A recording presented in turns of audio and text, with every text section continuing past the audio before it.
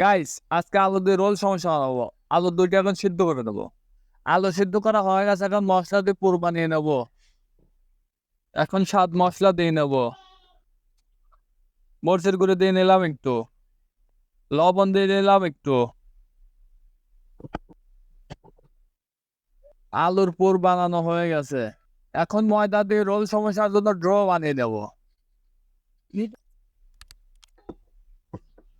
ময়দার ড্র এখন রুটির মতো বলে নেবো।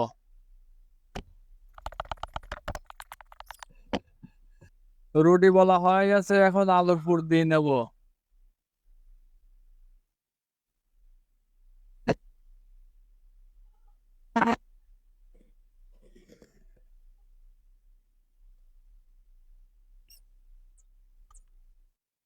রোল সমস্যা বানানো হয়ে গেছে, এখন তেলের পর ভেজে নেবো।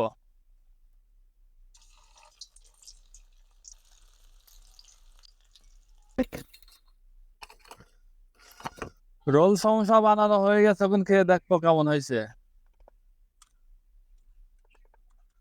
সেই মজা।